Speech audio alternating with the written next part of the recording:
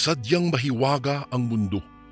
Marami itong sikretong itinatago at madalas ay hindi kayang tanggapin ng tao, lalong-lalo na kung hindi naman sila ang nakakaranas at nakakakita ng mga kababalaghang ito.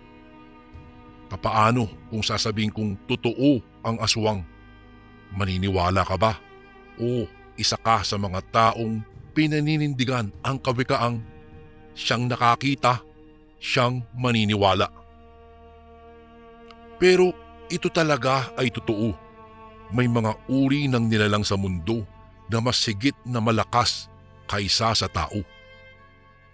Mga nag-aanyong tao sa umaga at nakikihalubilo pero nagpapalit ng anyo bilang isang malaking aso, mabangis na baboy o ibon sa gabi para makapanakit o makapatay ng tao. Taong 1986 sa isang baryo sa Antique, naganap ang aking kwento, Kuya Bari. Ako nga po pala si Tirso. Isa kami sa pinakamayamang pamilya sa aming lugar. Hindi iyon makipagkakaila dahil malawak ang aming bakuran na napalilibutan ng matataas na pader. Gawa rin sa bato at malalapad na tabla ang bahay naman namin. Ang mga bintana ay gawa sa maputing kapis. Mayroon din itong second floor. Kasama ko sa bahay si nanay, si tatay at si lola. Bagamat napalilibutan ng bakod ang bahay, ay hindi naging hadlang ito para dumugin kami ng tao, lalo na kapag araw ng linggo. Sa kadahilanang isang doktor ang aking ama, at tuwing linggo kapag wala siyang duty sa ospital ay bukas po ang aming tahanan upang sa libreng konsultasyon at sa gamot. Ginagawa po ito ni ama na walang hinihinging kapalit.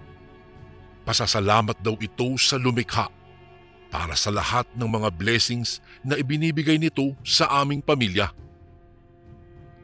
Kaya naman nagigiliw ang mga tao sa amin. Maraming nagpapasalamat, lalo na yung mga naililigtas ni ama mula sa bingit ng kamatayan.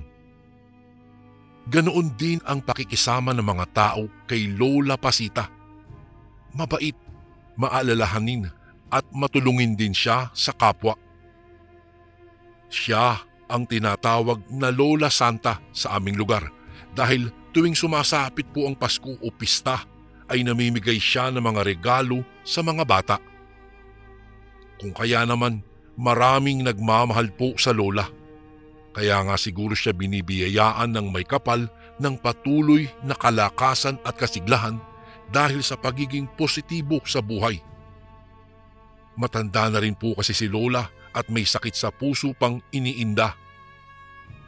Kapag inaatake si Lola ng kanyang sakit ay marami ang agad na sumasaklolo sa amin at mabilis namin siyang naisusugod sa ospital kapag kinakailangan at emergency na. Minsan kasi kapag sinusumpong siya ng sakit niya ay madalas na simptomas ang mabilis na pintig ng puso at para siyang nalulunod sa hangin kaya nahihirapan siyang huminga. Madalas din ay nagmamanas ang kanyang paa, nahihilo at lumolobo ang kanyang tiyan. Ngunit sa awa naman ng Diyos, nalalampasan ito palagi ni Lola. Ito po siguro yung sinasabi na miracle of prayers kasi alam ko maraming nagdadasal palagi para sa agarang paggaling ni Lola. Bagamat may sakit sa puso ay masigla pa rin naman si Lola at mayroon siyang isang hilig, ang mamasyal at makipagkwentuhan sa mga kapitbahay. Hinahayaan lamang siya ni nanay kasi daw mabuti raw iyon at naeehersisyo ang matanda. Isa pa sa mga paborito niyang puntahan ay ang lugar ni Lolo Anacleto. Malapit na magkaibigan si Lolo Anacleto at si Lola. Sabi nga ni tatay, mula daw nung mga bata sila ay mag-best friend na. Nakatutuwa ngang isipin na hanggang sa kanilang pagtanda ay hindi kailanman nawala ang pagkakaibigang iyon na isa sa pinangarap kong matagpuan din balang araw. Yung tulad nila na nagdadamayan at nagtutulungan, lalong-lalo na sa mga oras na kailangan nila ang isa't isa. Kuya Bari, si Lolo Anacleto ay isang albularyo. Magaling rin siyang manggamot. Sa katunayan nga, mas pinapanigan pa ni Lola ang panggagamot ni Lolo Anacleto kaysa sa kanyang anak. Patwiran ni Lola palagi, maluluto raw ang mga lamang loob niya sa mga synthetic na gamot na siyang ipinaiinom ni tatay sa kanya bilang maintenance. Alam ko, minsan lumiliban si Lola sa pag-inom ng gamot at ang iniinom nito ay ang herbal na payo ng kaibigan niya. Karamihan sa kanyang mga pasyente ay iyong mga tinatanggihan na sa ospital dahil malala na o kaya naman ay hindi matukoy kung ano ang sakit na iniinda. Nalalaman niya ito sa pamamagitan ng pagtatawas. Karamihan sa mga nagagamot niya ay iyong mga nakulam o kaya ay mga naengkanto. Napapagaling naman niya ang mga tao, kaya kilala rin siya bilang isa sa pinakamahusay na albularyo sa buong bayan namin. At isa sa pinakasikat na nagamot niya ay ang isang babae na bagong sanib ng pagkaaswang.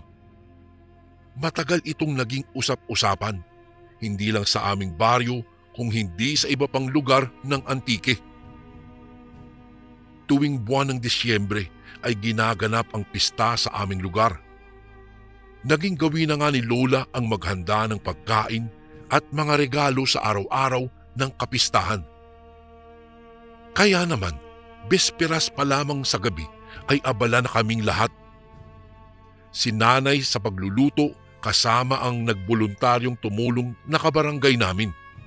Ako naman ay sa pagbabalot ng mga laruan, candy at iba pang regalo. Ito ang pista na nagpapaalala sa unang Malayan settlement sa Pilipinas na pinamumunuan ng isang Datu Sumakwel.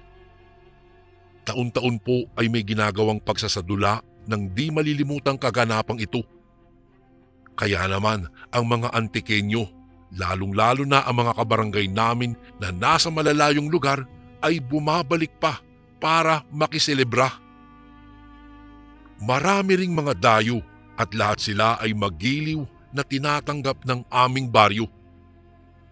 Isa rin ito sa paboritong panoorin ni Lola, ang dula sa plaza. At pagkatapos ng palabas ay sila ang una niyang iniimbitahan kasama ang mga opisyal ng barangay na mananghalian o di kaya'y magmemeryenda sa aming tahanan. At sa taong iyon, labis ang pagkagiliw ni Lola sa isang babae na halos kaedad ko lamang, edad 18 o hanggang 20. Kasama siya sa mga nagpalabas. Ako man ay tila nabighani rin sa maamo niyang mukha.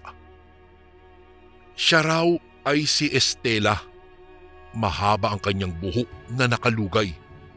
Hanggang bewang niya ito, Kuya Bari. Bagsak na halos di kayang tangayin ng hangin. Malamlam din ang kanyang mga mata at talagang sobrang mapungay at parang nakakahipnotismo sa angkin nitong karikitan. Ang ganda niya, Kuya Bari, pero sa halos perpekto niyang anyo ay may napansin akong kakaiba sa mukha niya. Wala siyang philtrum o yung kanal sa pagitan ng ilong at bibig. Pero bagay naman sa kanya iyon, kaya binaliwala ko din. Pagkatapos ng palabas, inanyayahan na nga ang mga artista na kumain sa bahay. Sabay-sabay kaming nananghalian kasama ang iba pa naming kababaryo. Pagkatapos ay ipinalabas na sa bakuran ang lahat ng regalong ipamimigay sa mga tao. Naipon na nga ang mga bata at matatanda sa amin. Maaayos silang nakapila. Inanyayahan na rin ni Lola ang mga dayong bisita at sinabing mayroon din para sa kanila. Sobra akong nasisiyahan sa nakikita kong maaliwalas at masayang mukha ng lola ko ng araw na iyon. At hindi maalis-alis ang nakapagkit ng ngiti sa kanyang mga labi. Mayroon ding ilan na nagbibigay kay Lola ng mga kapalit na regalo. Malugod naman niya itong tinatanggap lahat at labis na nagpapasalamat.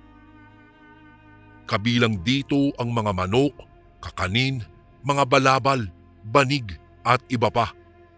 At isa sa labis na ikinatuwa ni Lola ay ang espasol na handog ng isa rin sa kaibigan niya na si Lola Mirasol. Alam kasi ni Lola na espesyal gumawa ng espasol ang matanda at sabi ni Lola, paborito raw niya ito. Agad niyang kinain ang espasol. Ang mga bisita rin naman ay nagregalo din naman ng mga tinapay na espesyal sa kanilang lugar.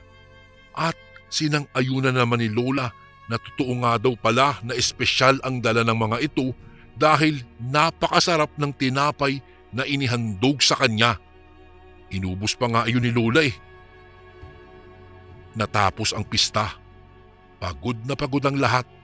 Pero bago kami magpahinga sa kani-kanyang silid, ay dumaan muna ako sa kwarto ni Lola. Naabutan ko siyang nagro-rosaryo. Lumapit ako at nakidasal na rin. Pagkatapos ay nagmano ako sa kanya at nagpaalam na. Nagtapos ang araw na iyon ng mapayapa. Ngunit kinabukasan ay hindi kaagad bumangon si Lola. Inutusan ako ni Nanay, nakatukoy na si Lola sa kanyang silid para ayaing kumain ng agahan. Pero walang sumagot sa bawat pagkatuko. Pinakinggan ko, tahimik ang loob ng silid ni Lola. Iniisip ko noon na baka napuyat si Lola o kaya ay sa labis na napagod kaya tulog pa ito. Bumalik naman ako kay Nanay at sinabi na walang sumasagot sa silid. Agad siyang sinilip ni Nanay. Nakasilip na rin ako dahil nag-alala kami na baka sinumpong ng sakit niya si Lola. Pero nakaupo siya sa ibabaw ng kama niya. Nakatulala at tila kay layo ng tinitingnan. Agad tinawag ni Nanay si Aling Celia para ihanda na lang ang agahan ni Lola at dalhin ito sa kanyang silid para doon na mag-agahan. Inisip kasi ni Nanay na baka sobrang napagod lang talaga kaya wala itong gana. Simula po ng araw na iyon, napansin ko ang unti-unting pagbabago ng aking Lola. Palagi siyang seryoso, palaging wala sa mood, masungit, naninigaw at hindi ko na siya nakikitang nakangiti. Napapadalas din ang pagsakit ng kanyang tiyan at parang palaging may kabag. Dinala namin siya sa ospital ayon sa payo ni Tatay dahil baka raw ulcer o kaya naman ay sinusumpong na naman ng heart enlargement. Ngunit wala namang nakitang kakaiba sa mga lab test niya. Wala siyang ulcer. Hindi rin naman siya nagdadayariya o iba pang sakit na konektado sa pananakit ng kanyang tiyan. Kaya ilang araw lang siya sa ospital ay nailabas na rin siya. Pagka-uwi ay nagsuka si Lola ng malapot na laway. Halos umabot yata ng kalahating metro ang laway niya pero hindi napuputol. Itinakbo ulit namin siya sa ospital pero tulad po ng dati ay walang makitang mali sa sistema ng kalusugan ng Lola ko. Maski si Tatay, hindi alam kung papaano gamutin ang kanyang ina. Nangayayat na si Lola. Ayaw na rin kumain at palaging nagkukulong sa silid niya. Sinilip ko siya minsan sa kanyang silid. Naaawa ako sa kanya dahil minsan malalim na ang gabi ay parang mailap sa kanya na makagawa ng tulog. Hindi siya dinadalaw ng antok. Nauulit ang pagsusukan niya ng laway. Labis na kaming nag-alala noon sa kanya. Hindi na namin talaga alam kung ano ang nangyayari. Nagtatanong na rin ang mga tao kung bakit hindi na nila nakikita pa si Lola sa labas. Sabi na lang namin, mayroong sakit ang lola ko. Agad naman itong nabalitaan ni Lolo Anakleto. Dinalaw niya si Lola. Agad na bahala si Lolo nang makita ang kalagayan ng kaibigan niya. Naroon noon si tatay, kaya humingi siya ng permiso na kung pwede ba raw niyang subukan na alamin ang nangyayari. Nag-atubili pa noon ang matanda sa plano nito at parang nahihiya sa tatay kong doktor, ngunit hindi po tumanggi si tatay. Bagkus ay sinabi nitong balak daw niya talagang tawagin si Lolo Anakleto upang ipakonsulta ang kanyang nanay. Kasi raw, maski siya ay naguguluhan sa bagong sakit ni Lola. Agad nagpakuha ng isang planggana si Lolo at pinalagyan niya ito ng tubig. Tawas ang tawag niya sa gagawin niyang iyon. Paraan daw para malaman kung ano ang pinanggagalingan ng sakit ni Lola. Umusal siya ng dasal at sinindihan niya ang kandila. Unti-unting natutunaw ang kandila at pumapatak ito sa tubig na nasa planggana. At habang nangyayari po ito, habang natutunaw ang kandilang hawak niya, ay may nabubuong isang imahe sa tubig. Kinuha niya ito at itinapat sa liwanag. Napalata kaagad si Lolo Anakleto at napamura. Sabi niya ay totoo nga ang hinala niya. Niyanggaw daw ang lola ko.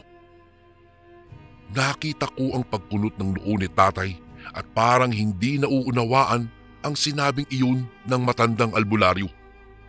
Kaya ipinaliwanag ito ng matanda. Ang yanggaw ay isang paraan daw ng mga aswang para makapanghawa ng tao sa pagiging aswang nila. Ang mga pagkain daw ay kanilang nilalawayan, kaya sino mang makakain ng may laway ng aswang ay mahahawa ito. Agad ay para kaming natuliro sa mga sinabi ni Lolo. Ang pagkakaalam namin ay wala namang aswang sa aming baryo at wala naman rin sigurong mangangahas na gumawa noon kay Lola, lalo't mahal na mahal siya ng mga tao. Agad namang nanumbalik sa aming alaala ang katatapos lamang na pista. Alam ko, maraming pagkain din na natanggap ang lola ko at halos lahat ng iyon ay nakikain din naman kami. Pero bakit si Lola lamang ang nagkaganoon?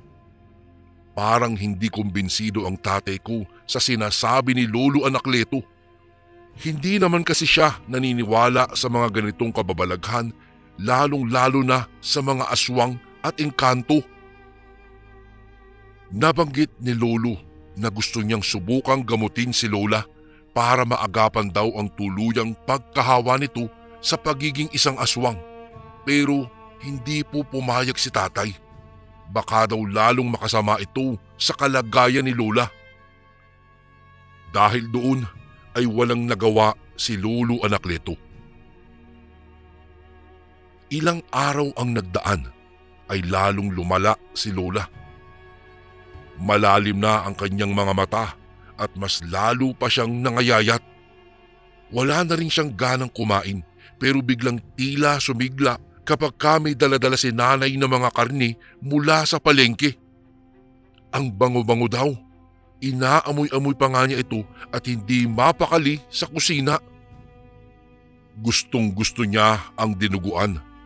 Nagsabi pa nga siya kay nanay na huwag daw itong lutuing mabuti dahil mas gusto raw niya ay medyo hilaw. Nabahala na tuloy si nanay sa mga inuugali ni Lola. Hindi na ito ang dating si Lola Pasita. Palaging hindi napapakali si Lola. Mayat maya nitong nilalapitan si nanay at hinihimas-himas nito ang kanyang tiyan. Araw ng Sabado. Nagpunta si Lolo Anakleto sa bahay. Wala noon si tatay at siya'y nasa duty. Agad siyang pinatuloy ni nanay at kinausap ito ng masinsinan. Alam niyang wala daw siyang karapatan na saklawan ang pagiging anak ni tatay, pero labis na siyang nag-aalala sa kalagayan ni Lola. Inilihim namin ito kay tatay. Tuwing aalis si tatay ay pumupunta si Lolo Anacleto para bisitahin si Lola.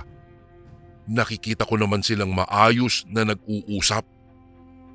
Nangako ang matanda na pagagalingin niya si Lola, pero binigyan niya ng babala si nanay. Ingatan mo ang pagbubuntis mo, Gracia. Huwag mo na ulit ipahahawak ang tiyan mo sa iyong biyenan. Dahil doon, biglang namutla si nanay noon sa sinabi ni Lolo Anacleto. Paanong nalaman ng matanda na buntis siya? Gayong siya na may katawan ay naghihinala pa lamang na maaaring buntis siya dahil delay na ang kanyang kabuuan ng dalaw. Kaya araw ng linggo ay agad na nagpasama siya kay tatay sa ospital para magpa-check up. Ginabi na sila noon. Ako na ang naging punong abala kasama si Aling Pilar sa pag-aasikaso sa mga pagkain at pangangailangan ni Lola. Madilim na ang paligid, maski 6:30 pa lamang ng gabi. Sinabi ni Aling Pilar na tawagin ko na raw si Lola para makapaghapunan na kami at kailangan daw niyang umuwi ng maaga sa kanila. Kung kaya tinawag ko na nga si Lola, pero wala siya sa silid niya. Hinanap ko siya sa buong kabahayan pero talagang hindi ko siya makita. Sinabi ko naman kaagad kay Aling Pilar na nawawala si Lola, kaya tumulong na rin siya sa paghahanap. Lumabas po ako ng bahay, Kuya Bari, pero sa pagkalabas kong iyon, agad kong napansin ang nakasusulasok na amoy. Napakabaho at nakakahilo ang amoy na iyon. Napatingin ako sa itaas ng puno ng mangga nang may marinig akong kaluskos na nagmumula roon. May nakita akong malaking ibon. Itim na itim ito na parang malaking uwak, pero may kakaiba sa itsura nito. Ang kanyang muka ay anyo ng isang tao na maitim. Nakatingin ito ng diretso sa akin. Grabe ang kaba ko ng mga sandaling iyon, Kuya Bari. Parang pakiramdam ko ay humihiwalay ang kaluluwa ko sa katawan ko dahil sa labis na pagkabigla at pagkatakot. Agad akong tumakbo ng mabilis pero hindi naman ako nakaalis sa kinatatayuan ko. Hanggang sa nadapa at gumapang na lamang ako ng dahan-dahan. Nanginginig ako noon, Kuya Bari. Hindi ko maintindihan ang nararamdaman ko. Nang biglang merong mga kamay na pilit akong itinayo. Napasigaw ako ng pagkalakas-lakas at pilit humalagpos. Pero bigla niya akong sinaway. Si Lolo Anacleto pala ang naroon. Pinagpag ko ang narumihang kong damit at muling sinulyapan ang puno ng mangga. Wala na roon ang kinatatakutan kong nilalang. Agad akong niyakag ni Lolo sa loob ng bahay at tinanong kung ano raw ba ang ginagawa ko sa labas. Ikinuwento ko naman sa kanya ang aking nakita. Napansin ko ang biglang pamumutla niya at agad niyang hinanap si Lola. Sinabi kong nawawala po si Lola, pasita ko. Agad niyang pinuntahan ang silid pero naroon na si Lola. Napansin kong may bit-bit na garapon ng lana si Lolo Anacleto. Sabi niya kay Lola ay kailangan niyang mainom iyon dahil gamot ito para mailabas ang ipinakain sa kanya. Ininom ito ni Lola at agad ay nagsuka ito ng sobrang lapot na laway. Napansin namin ni Lolo na sa inilabas niya ay mayroong mga maliliit na balahibo. Agad itong sinuri ni Lolo Anacleto at hinawakan niya ang tiyan ni Lola. Agad humayaw si Lola nang dumampi ang kamay ng albularyo sa kanyang tiyan. Ako, hindi. Namisana ang ibong pispis sa kanyang tiyan, Tirso.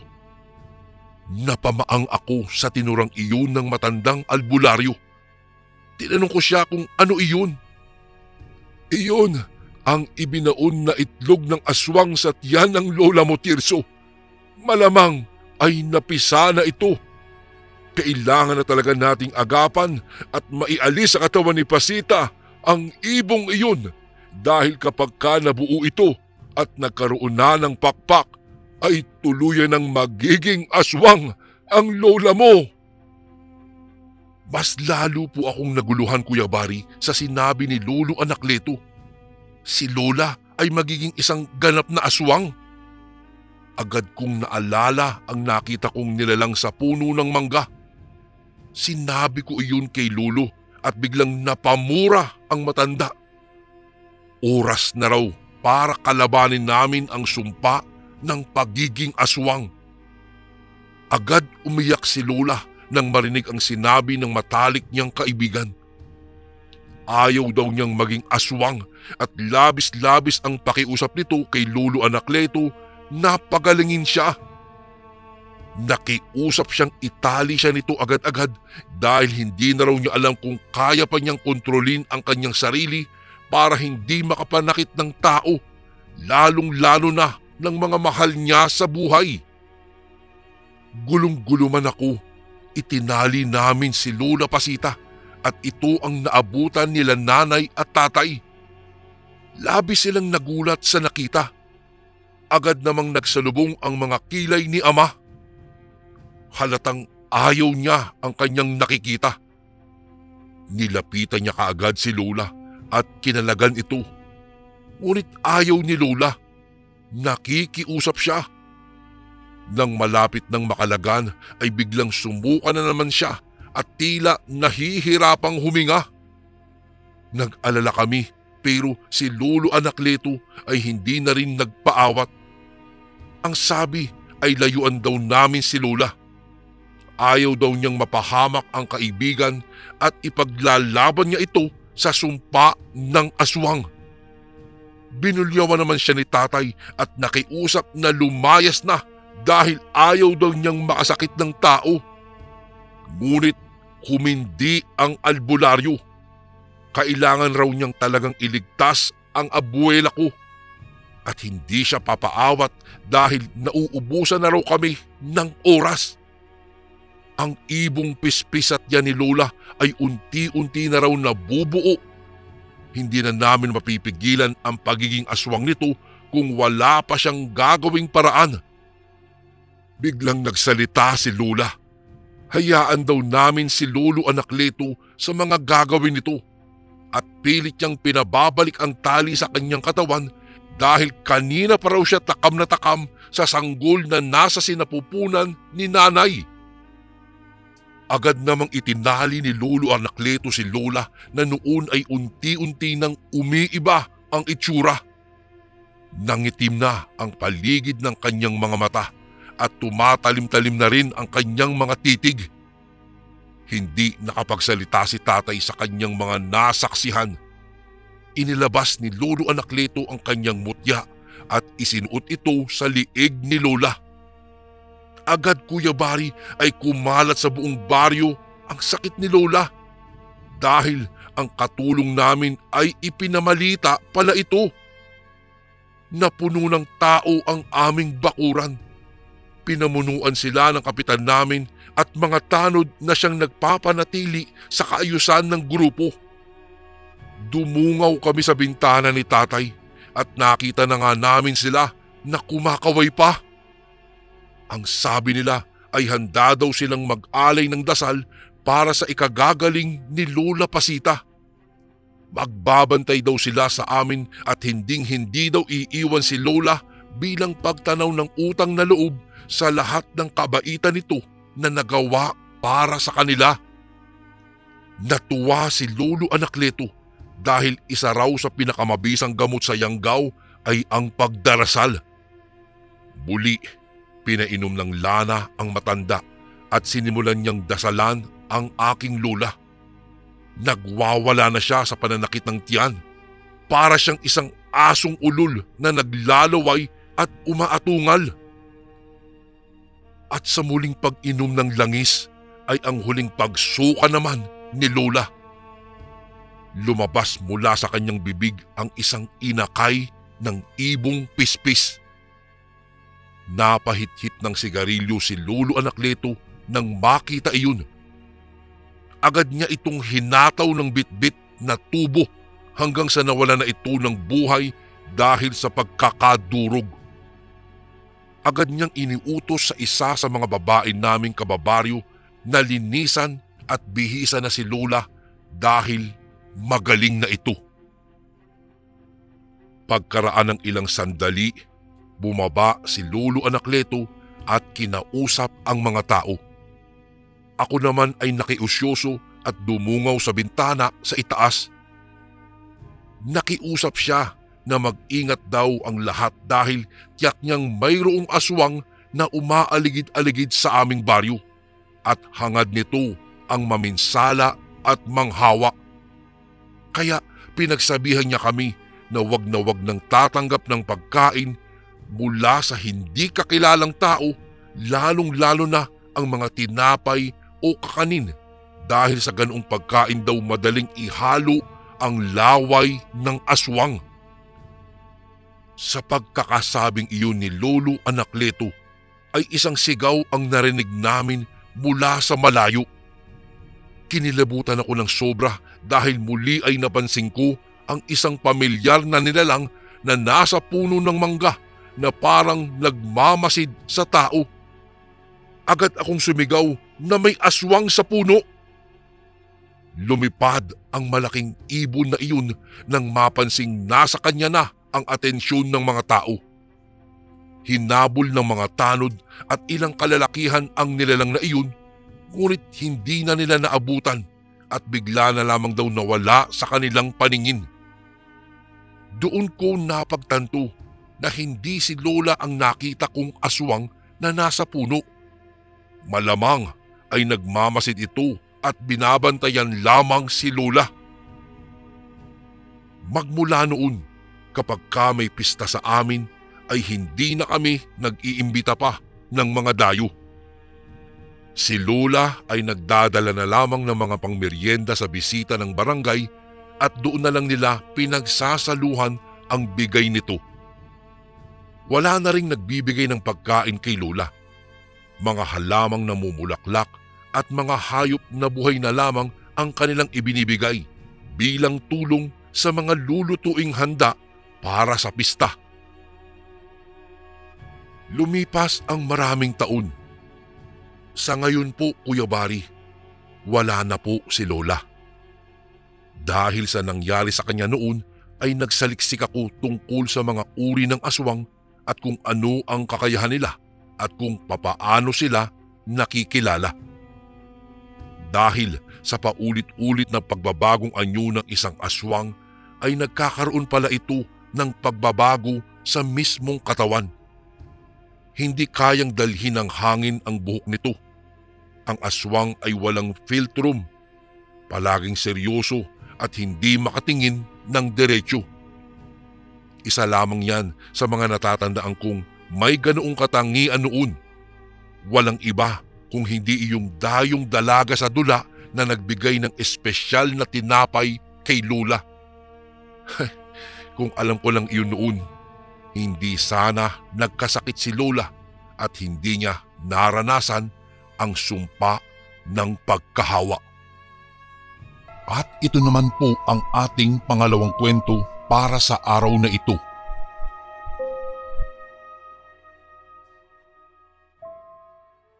Magandang araw po sa inyo, Kuya Bari. Nais ko lang po sanang magbahagi ng isang kwentong aswang sa inyong channel. Itong kwentong ito ay naging karanasan ng aking ama na tawagin na lang natin sa pangalang Rex. Siya nga pala, itago niyo na lang po ako sa pangalang Val. Ayon sa kwento ng aking ama, minsan daw sa kanilang baryo ay may isang dayo. Pamangkin iyon ng kanilang kabaryo na pinaghihinalaan ding isang aswang. Tawagin na lang natin siya sa pangalang Peter. Alam mo, mabait naman pala yang si Peter eh.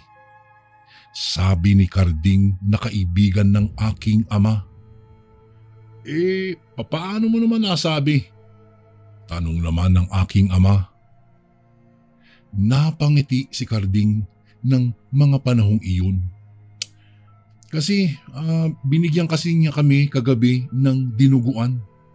Masarap ang pagkakaluto eh. Parang matagal niyang pinag-aralan ang pagdidinuguan. Ayon kay Carding, sa hindi malamang dahilan ng aking ama, nakaramdam siya ng pangingilabot. Parang maduduwal na siya, subalit pinigilan niya na lang ang kanyang sarili. Hindi ka ba natatakot sa kanya? Hindi ba't ang sabi-sabi aswang ang pamilya niya? Wika ng aking tatay. Napailing ang kaibigan ni tatay. Hindi naman. Basta nakasama mo siya. Tiyak na mawawari mong mabait nga siya. Sabi ni Carding. Hindi na lang nagsalita pa ang aking ama. Napatango na lang siya at saka nagpaalam na uuwi na siya. Habang naglalakad pa uwi, napapaisip si tatay. Paano kaya kung totoong aswang ang dayong iyon? Pilit niyang iwinawaglit sa kanyang isipan ang bagay na iyon. Isang beses, habang nagsisibak ng panggatong sa labas ng aming bahay, nakita niyang papadaan sa tapat nila ang lalaking iyon. Kung kaya, nagkunwari siyang hindi niya iyon nakita. Walang ano-ano. Tumigil ang lalaking iyon. Pare, libre ka ba mamayang gabi? Tanong niya sa aking ama. Dahan-dahang napatitig si tatay sa lalaki at saka napakunot noo. Tinanong naman siya kung bakit. Pare, kaarawan ko kasi ngayon at balak kong imbitahin ka para pumunta sa aming bahay. Binati siya ng aking ama at saka hindi na iyon tumanggi pa. Sige, pupunta ako mamaya. Kinakarding na lang ako dadaan mamaya. Sabi ni tatay. Napatango na lang si Peter sa kanya at saka nagpaalam ng uuwi. Noong wala na ang lalaki, napaisip ang aking ama. Paano kaya kung totoo talagang aswang ang lalaking iyon? Tanong niya sa kanyang sarili. Nakaramdam siya ng pangingilabot dahil doon. Pilit na lamang niyang iniwawaglit sa kanyang isipan ang bagay na iyon. Hindi ko dapat sirain ang kaarawan ng taong nag-iimbita sa akin at nakikipagkaibigan lang naman. Wika niya pa sa kanyang sarili. Agad na tinapos ng aking ama ang kanyang pagsisibak ng panggatong at saka nagpasyang ihanda na ang kanyang sarili. Naligo siya at saka nagbihis. Bala kasi niyang pumunta na lang sa kanyang kaibigan at saka hintay na lang iyon upang sabay silang pupunta sa bahay ni Peter.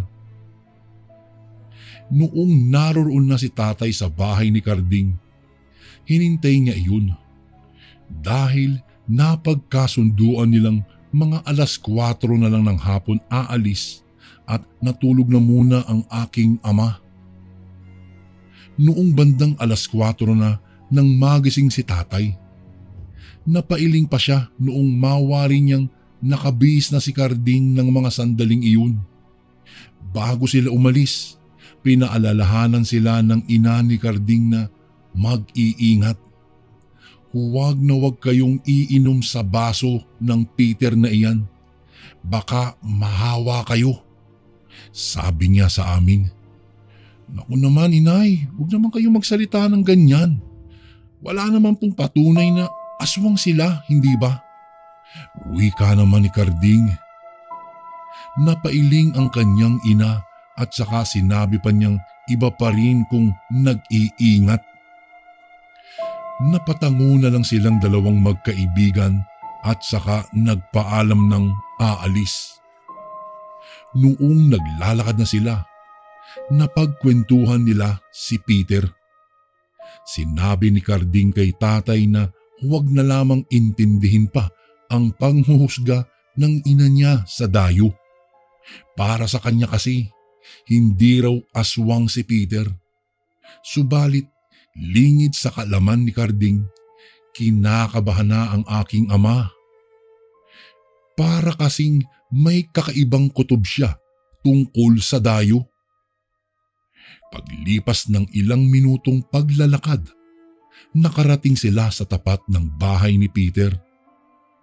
Unang titig pa lang doon ng aking ama, nakaramdam siya ng pangingilabot talaga. Luma na kasi talaga ang bahay at masukal pa ang paligid. Dahil natigilan sa paglalakad ng aking ama, nauna na si Carding sa kanya. Uy Carding, Rex, nandito na pala kayo. Tara sa loob tayo ng bahay para makakain na kayo. Sabi ni Peter. Binati nila ang lalaki at saka pumasok na sa loob ng bahay nila Peter. Nakita nila roon si Mang Gaston na siyang pinaghihinalaang aswang. Kung kaya bahagyang natakot si tatay. Dumiretso na lang kayo sa kusina. Wala na namang ibang bisita maliban sa inyong dalawa. Wika ng mama. Napatango sa kanya sina tatay at saka sumabay na kay Peter sa pagpasok sa kusina. Pagdating nila roon, binigyan sila ni Peter ng pinggan. Hindi naman nag-atubili ang dalawa na abutin iyon at saka sinimula na ang kanilang pagkain. Habang pumipili ng mga kakainin, natuon ang atensyon ni tatay sa bopis. Napalunok siya ng kanyang laway dahil tila masarap iyon. Wow, mukhang masarap ito ah. Biglang natigilan ng aking ama. Naisip niya ang tungkol sa mga sabi-sabi tungkol kina Peter. Agad siyang nagkaroon ng kutob na ang putahing naisana niyang kainin ay mula sa lamang loob ng tao. Ano ba yan? Bakit ba itong naiisip ko? Napapailing ang aking ama ng mga panahong iyon. Ipinukol na lang niya ang kanyang atensyon sa iba pang pagkaing naroroon upang makasiguro. Mga gulay-gulay lang ang kinuha ng aking ama at saka kinain. Iniwasan niya ang mga karne na siyang pinagtataka ng dalawa niyang kasama sa kusina. Oo, bakit hindi mo tikman ang bopis na yan? Si Tio Gaston ang nagluto niyan. Tiyak na masasarapan ka, sabi ni Peter. Ay, kasi pre, hindi ako kumakain ng mga pagkain gawa sa mga bituka at saka lamang loob. Ewan ko ba, para kasi ako masusuka kapag natitikman ko yan eh. Pasensya na ha. Wika ng aking ama. Napatango na lang si Peter dahil sa tinuran ng aking ama. Sabi pa niyang padadalhan na lang daw siya ni tatay kapag uuwi na sila dahil wala namang bisita ang darating. Ayon pa kay Peter, baka raw gusto ni na lola ang bopis na luto nila. Nagpasalamat naman ang aking ama sa lalaki. Pagkatapos nilang kumain, niyaya sila ni Peter na mag-inom. Hindi naman tumanggi si tatay at saka si Carding. Noong mga panahong iyon, naging pulutan nila ang bopis. Subalit dahil hindi naman kumakain ng bopis si tatay, namulutan na lang siya ng sitsirya na nabibili sa tindahan. Makalipas ang ilang oras na pag-iinuman, naubos nila iyon. Ang akala ni tatay ay makakalimutan ng lalaki ang bopis. Laking gulat na lang niya noong padalhan sila ni Peter ng bopis na iyon bago umuwi. Noong papauwi na sila, ay nagpasalamat pa sila sa lalaki. Nagpasalamat din si Peter sa kanila at saka sinabihang mag-iingat sa daan. Pagkarating ni tatay sa kanilang bahay, agad niyang sinabihan si Lola na pinadalhan siya ni Peter ng bopis. Namulagat pa ang mga mata ng aking abuela noong makita niya iyon. Naku naman, bakit mo naman tinanggap ito? Baka mamaya bitukan na pala ito ng tao, itong kakainin natin, sabi ni Lola. Nang mga panahong iyon, hindi na lang nagsalita pa ang aking ama. Nagpaalam siyang papasok siya sa kanyang silid dahil nakakaramdam na siya ng antok na dulot ng kanyang kalasingan. Napailing na lang ang aking lola sa kanya. Noong wala na si tatay, naisipan ni Lola na busisiing maigi ang bopis na ibinigay ng dayo sa aking ama. Bumaba ang aking lola sa kanilang bahay at saka kumuha ng bunga ng kalamansi sa likod bahay nila. Noong mga panahong iyon kasi, may kakaibang kutob na si Lola na hindi iyong simpleng bopis lang.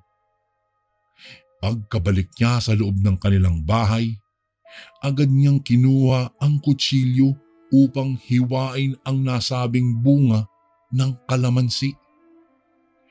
Naku po, sana hindi totoo kung anumang kutob ko, saad niya sa kanyang sarili. Walang pag-aalinlangan niyang pinigaan ng katas ng kalamansi ang bopis na ibinigay ni Peter kay tatay. Magiging panatag na sana si Lola dahil parang hindi naman nagbago ang anyo ng bopis. Subalit, laking gulat na lang niya nang makitang tila bumubula iyon. Kitang-kita niya kung papaano biglang nangitim ang pagkain. Munti ka na sanang mabitiwan iyon ng aking abuela, ngunit naisipan niyang tawagin si tatay. Rex, Rex! Tawag niya sa aking ama. Dahil sa lakas ng boses ni Lola, agad na naalipungatan ng aking ama.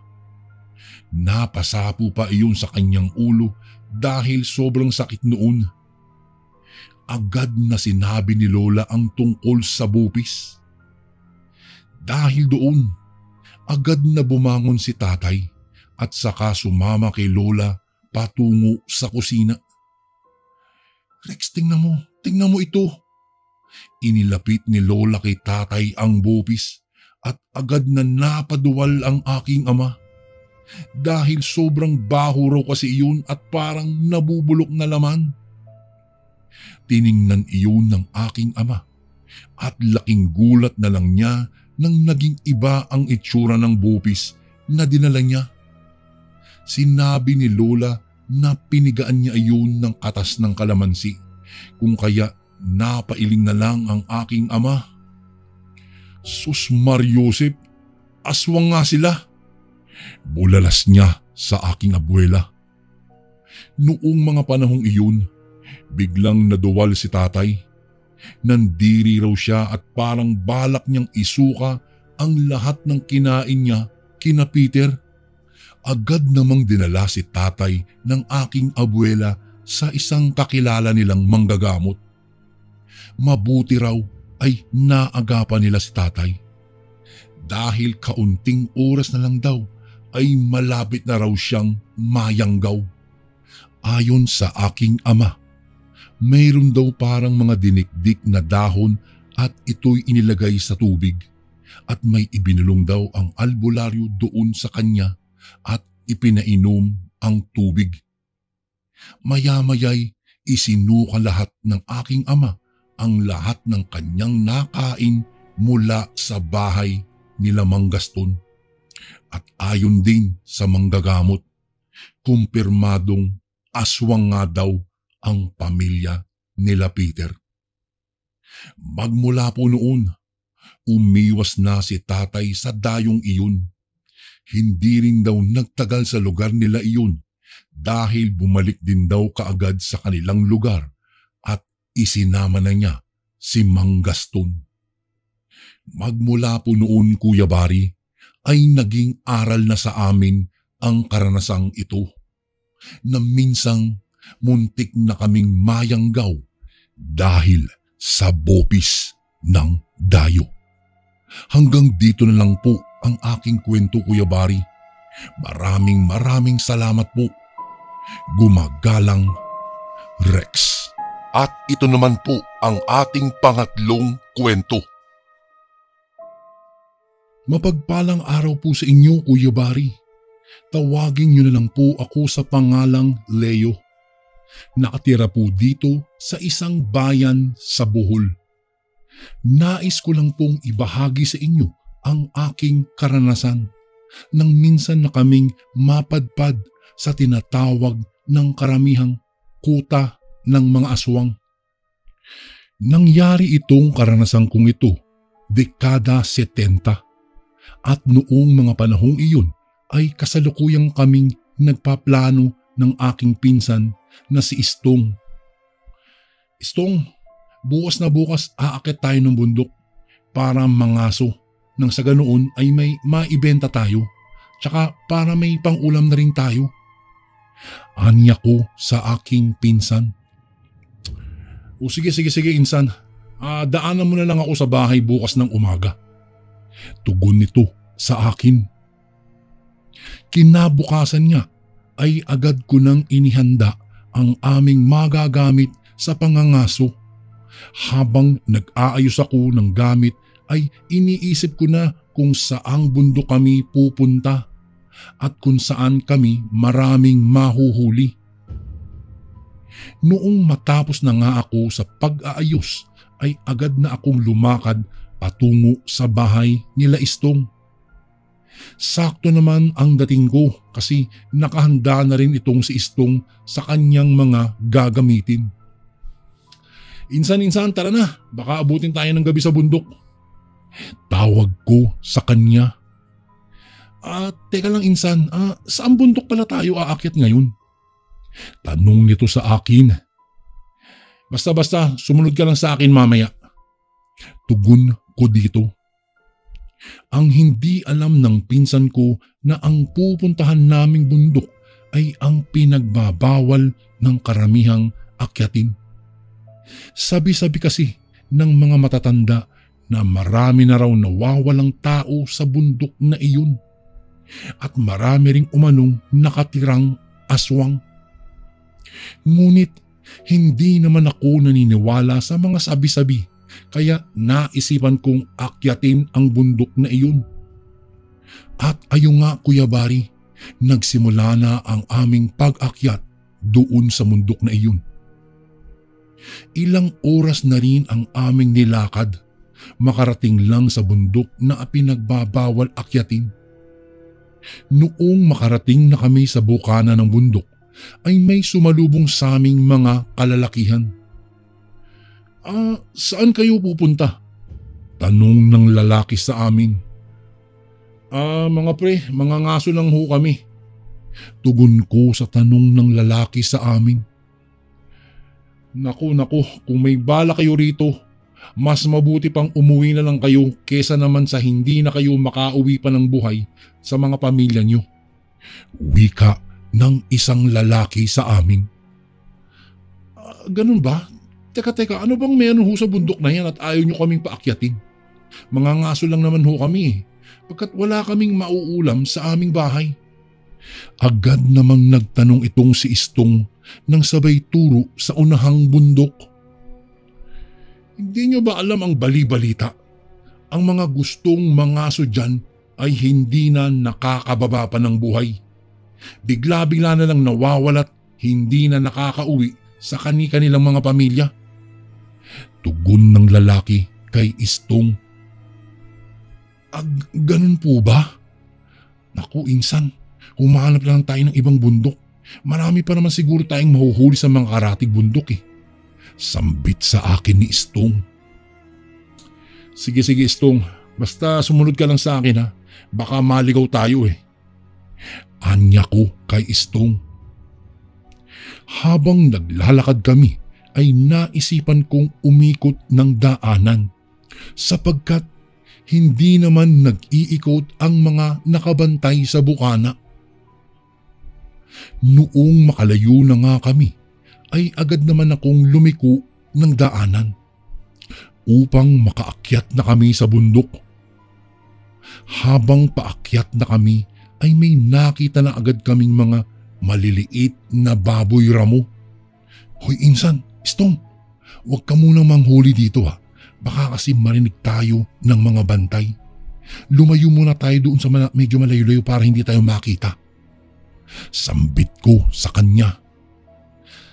Sige. Sana marami tayong mahuli para pwede nating ibenta yung iba. Tuwang-tuwang saad ni Insan. Oo, tama ka. Para naman may pambili tayo ng bigas. Anya ko pa. Noong makalayo-layo na kami ay agara naman kaming nakakita ng malaking baboy ramo. Noong makita ito ng pinsan ko ay agad naman itong binato ng sibat. Ngunit hindi iyon tinamaan. Kung kaya ako naman ang bumato at tinamaan iyon sa tagiliran. Kaagad naman iyon humiyaw ng malakas. Kung kaya kinabahan ako kasi yung hiyaw ng baboy ay parang hindi normal. Para bang hiyaw ng isang tao ang narinig namin ng pinsan ko. Kaya nag-alangan akong habulin ang baboy.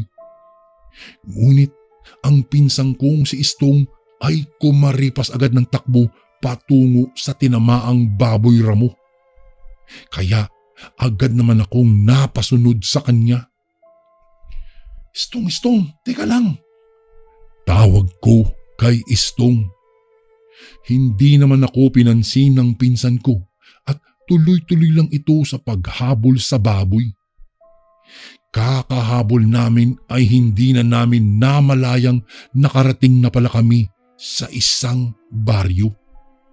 Ang tansya ko po ay nasa gitna na kami ng bundok. Palinga-linga kaming dalawa ng pinsan ko, ngunit di na namin makita ang baboy kung saan nagtungo iyon. Maya-maya pa ay may nakita kaming mga tao. Nakatitig lang ang mga iyon sa amin nang walang galaw-galaw. Animoy mga puno.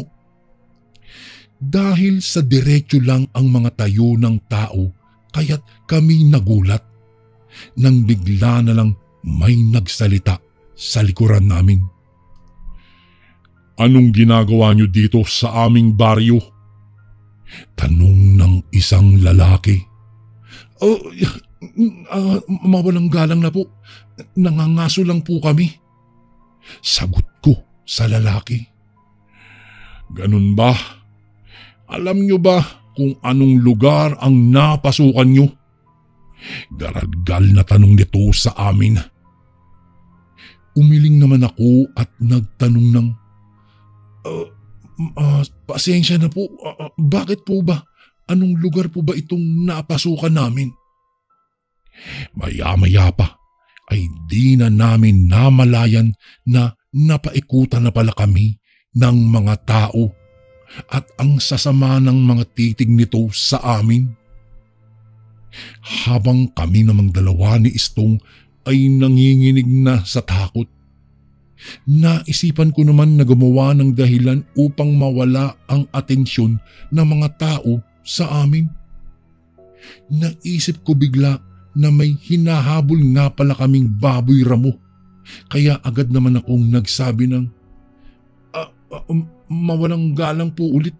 May nakita po ba kayong baboy damo na may tama ng sibat sa tagiliran? Ano? Anong baboy? Natatawang sagot ng matandang lalaki sa akin. Oo manong, kasi po dito po tumakbo, dito po sa lugar niyo, yung hinahabol naming baboy ramo kanina. Kaya po napadpad po kami dito. Kinakabahan kong sagot sa lalaki. Ganon ba? Hali kayo, sumunod kayo sa akin at ipakikita ko sa inyo ang baboy ramo na hinahabol niyo kanina. Agad namang kaming sumunod sa lalaki patungo sa kung saan doon sa isang bahay. Ayan, tignan niyong mabuti kung nandyan ba yung hinahanap niyong baboy. Kung sakaling nandyan, kunin niyo na hanggat may araw pa. Pero sa oras na mawala ang araw sa kalangitan, huwag na kayong umasang makakauwi pa kayo ng buhay sa mga pamilya niyo. Nakangising pahayag nito sa amin. Habang pinagmamasdan ko ang mga baboy sa likod ng bahay, ay may napansin akong isang baboy na may tumatagas na dugo sa tagiliran nito. Kung kaya, agad ko naman iyong itinuro sa lalaki. Pwede po bang makita yung baboy? Yun ho yung nasa bandang likuran? Sige lang. Sige, tingnan nyo. Bibigyan ko kayo ulit ng pagkakataon na makaalis na sa lugar na ito. Ngunit kung ako sa inyo, bibilisan ko na habang may araw pa. Wika ng lalaki sa amin.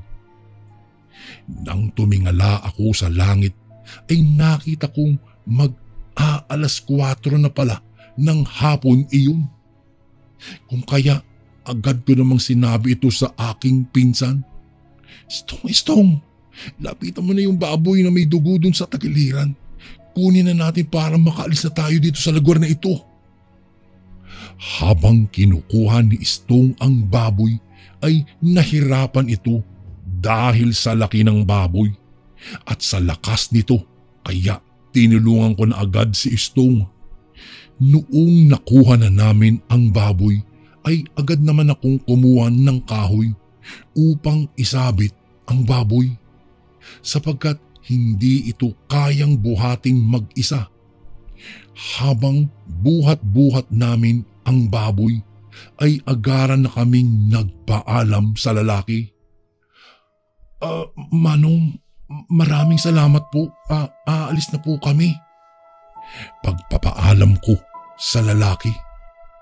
Sa halip na sumagot ang lalaki, ay ngumiti lamang ito ng parang nakakaloko.